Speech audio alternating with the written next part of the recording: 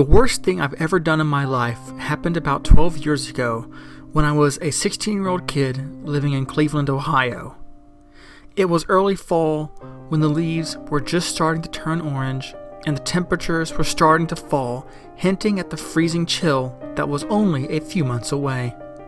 School had just started, but it had been going on for about a month now, so all the excitement of going back and reuniting with old friends had been replaced by the realization that we were captives in a place that only wanted to load work upon us.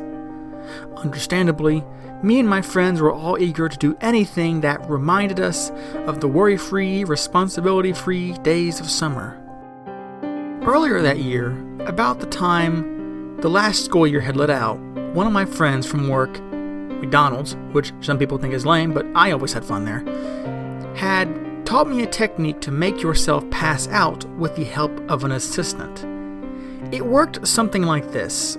One person would rapidly take 10 breaths, deep breaths.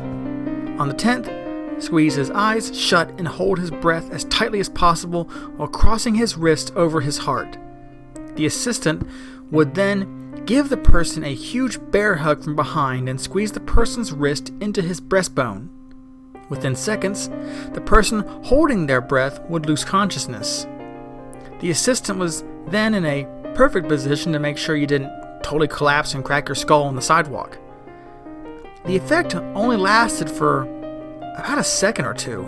It wasn't like we were putting ourselves into comas or anything, but it felt like you had been out for hours. And when you came to, the disoriented feeling of not knowing where the hell you are and what you were doing, it was kind of awesome.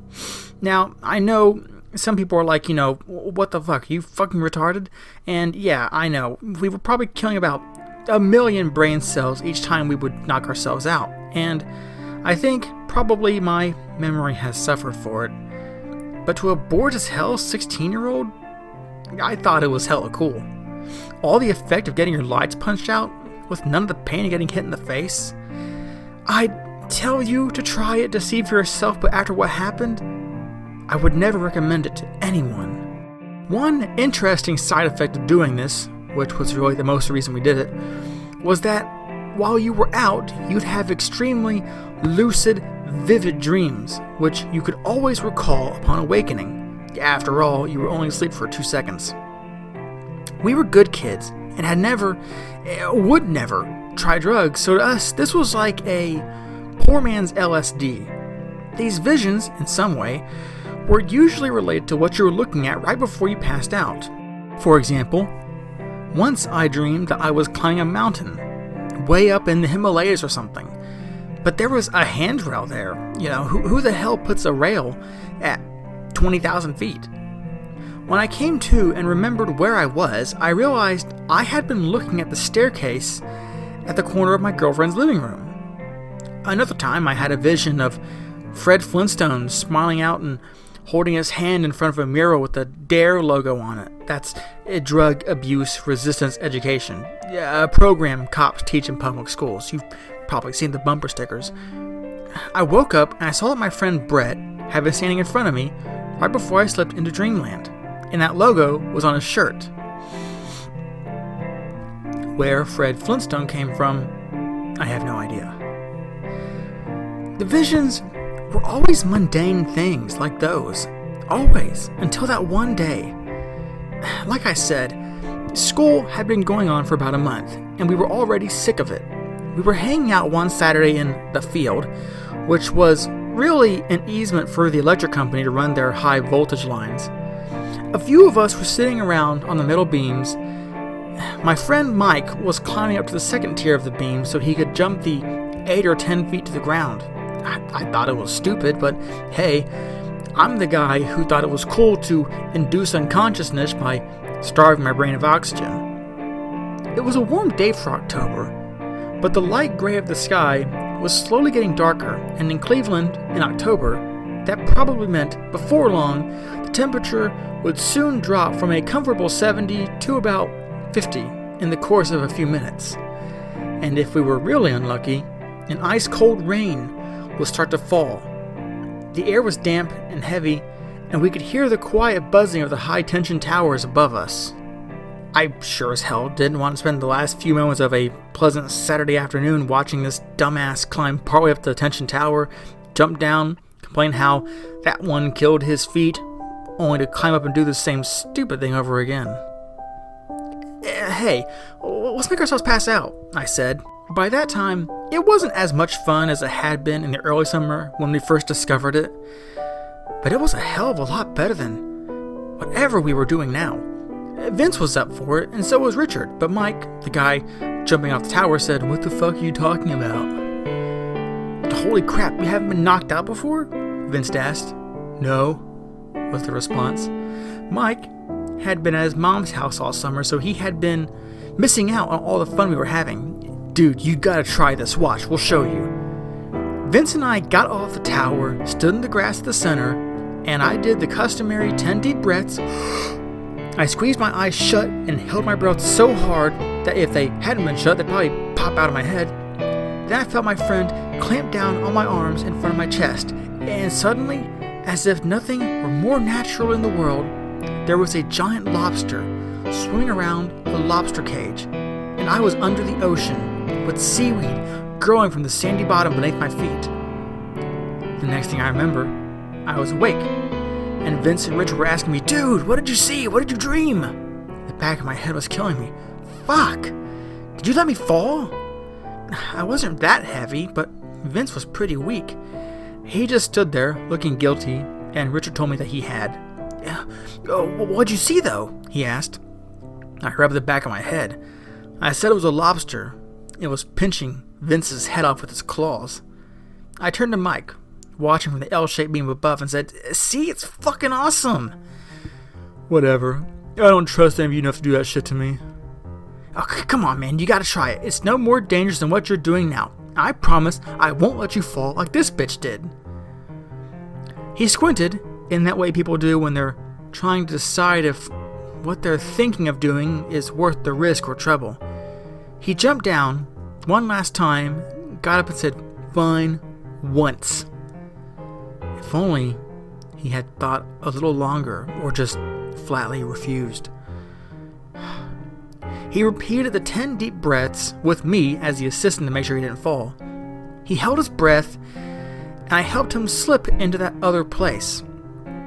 It's something I've regretted ever since.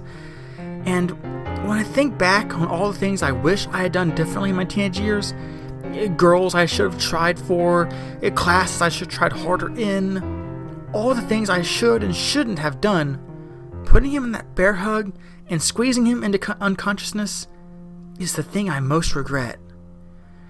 I felt the dead weight shift from his feet onto my chest. He was a pretty big guy, but I made sure to let him down easy and not knock his head against the hard-packed earth. Just as I laid him on the grass, he came back. He woke up screaming, "Holy shit! Fuck! Get away from me! Get away!" he screamed as he leapt to his feet and filled his arms around his head. We all jumped back, afraid of being hit in his frenzy. But more afraid. So scared we almost shit our pants of what we were seeing. About 5 seconds, which is about twice the time it normally takes for a person to realize where they're at and remember what they were doing, he slowed down. Shit. Holy shit.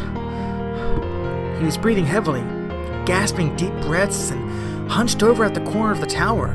It's a wonder in his maddened state he didn't run right into the supports and knock himself out for real. But he just stood there, bent over at the waist. He fell to his knees, with his back turned to us.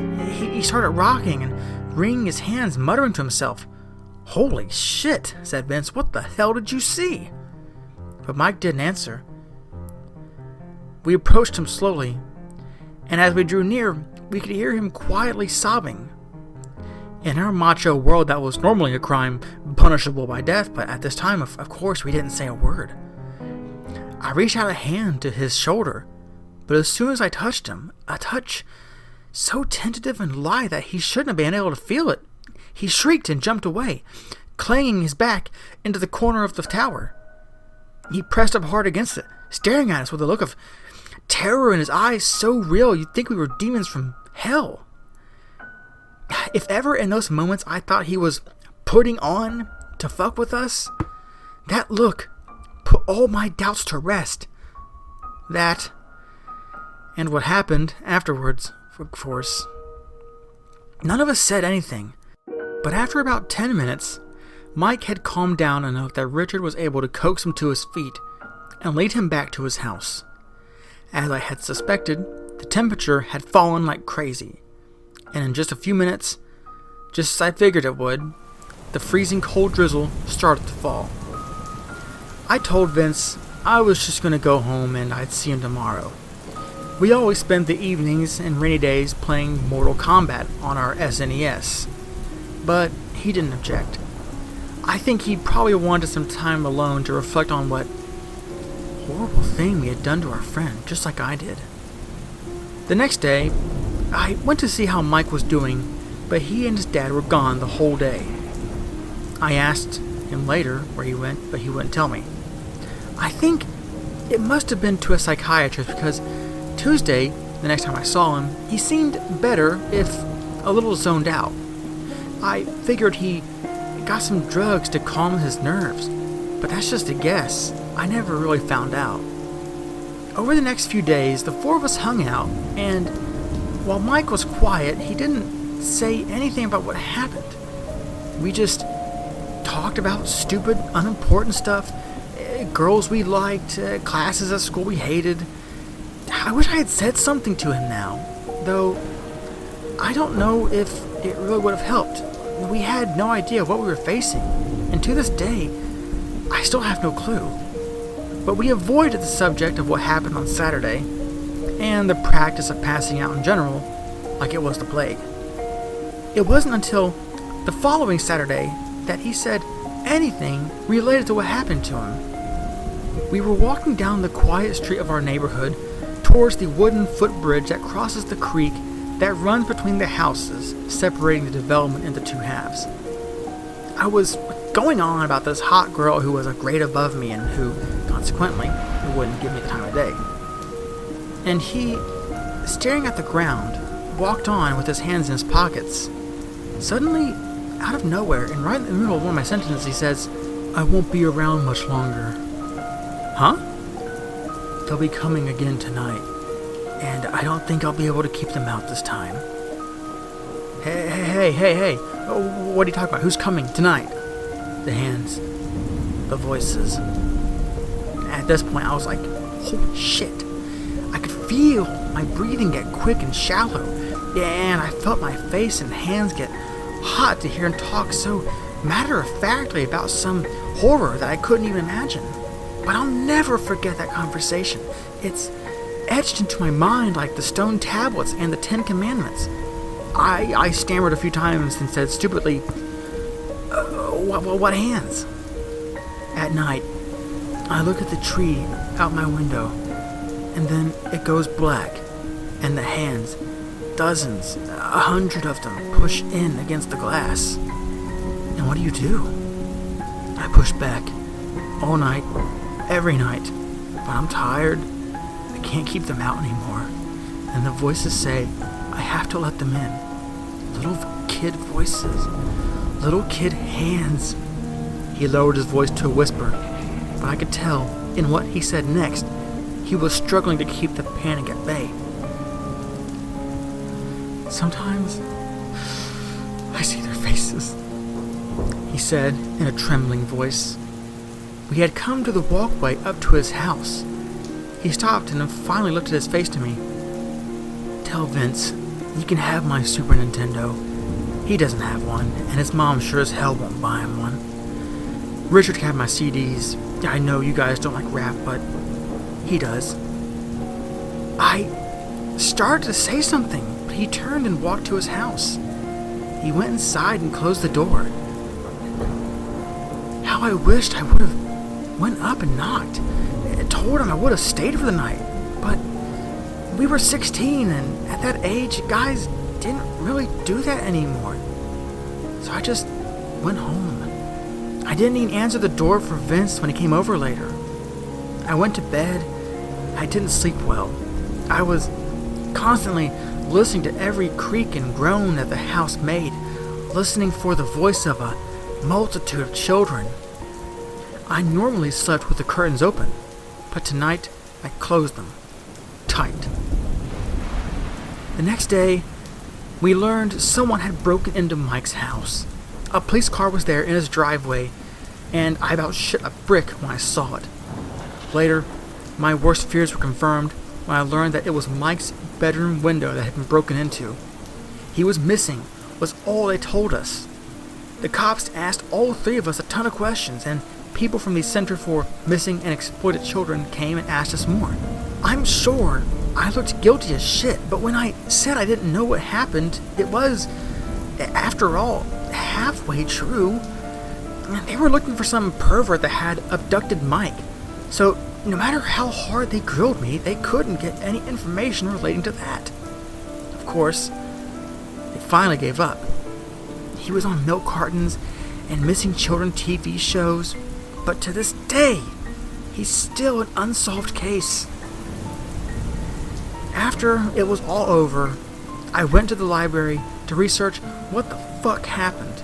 Because in those days, while the internet was a research tool, it was only for rocket scientists or people who could afford a $5,000 computer. I didn't find much. The closest thing I think is related is something I only discovered later in my junior class on world history. Apparently, Egyptian priests used to seal themselves in coffins for long enough to just almost die. They would then be resuscitated so they could relate the things they saw in the netherworld while dead to the other priest. I can only figure that perhaps the electricity in the air or the weather made Mike go under deeper than we ever had, giving him an experience something like the Egyptian priest had. But Vince knocked me out in the same way too, almost in the same spot Mike was standing. Could he just have been more receptive to the call of the other place, or had knocking my head on the ground somehow jostled me free of their hold? I don't know. I don't think I ever will. But sometimes, it still makes me shiver.